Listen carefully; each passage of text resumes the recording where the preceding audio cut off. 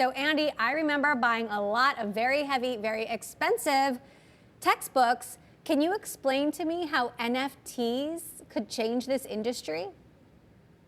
Oh, hi, Emily, and thanks very much for having me on your show. I remember those days as well of the heavy textbook, and at Pearson, we're very much leaning into digital technology as a way forward. And in fact, now if you subscribe to Pearson Plus, you'll be able to get those textbooks for just $9.99 a month. And it's one example of how we as a company are really looking at technology to move the whole industry and the whole sector forward. I think the pandemic acted as an accelerator in terms of really transforming the world of education and the world of learning, per your earlier discussion with Sarah. And in that regard, I've been really interested in how technology and how Pearson can utilize technology, both in terms of NFTs, non-fungible tokens, and blockchain. The notion of having a transparent ledger and the impact that would have on authors and royalties, for example, I think is very, very interesting. It also allows us to deconstruct the textbook. And, once the textbook is in digital form, you can look at ways as offering not just text by the chapter, say, but also video. You see some of the examples on the screen now of Pearson Plus. A lot of video, a lot of animation, a lot of graphics, a lot of audio suddenly starts to come into play as you look at the way that learning and textbooks are evolving. And so as a company, I think it's very important that we're sort of trying to lead research and development in that space. And that's what we're doing. So give an example of how a textbook could be an NFT and how that could survive, be passed on to multiple students, and how Pearson could still potentially profit from it, even if we're talking, 3 or 4 students down the line, like a used textbook. Yeah, I think of a textbook, a modern digital textbook, comprising of various learning modules. So where in the past, in the analog world, you had chapters and illustrations and pictures, in the future, those chapters are broken down, as I said, into different learning modules. And the creator of those learning modules could, in theory, mint that learning module as an NFT, and therefore not only get paid by Pearson, if that's an author. There's a real interesting angle in terms of user-generated content and all of this, by the way. But the author or the creator of that content, it could be a video, it could be take a form of audio, would then be able to participate as that learning module is utilized down the blockchain, as it were, and the blockchain acts as that transparent ledger and makes sure that everyone gets paid an appropriate amount of money. It actually, I think, could lead to greater accessibility and affordability for education as you look more globally.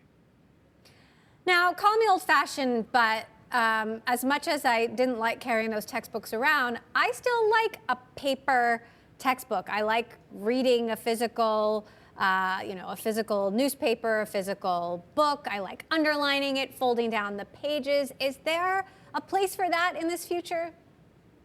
Absolutely, absolutely. And we still give you the option to get that printed textbook, and we'll continue to invest behind those. As an analogy, I like the music industry, recorded music industry. And if you think of the textbook as being the vinyl record, and then the e-text as being the CD.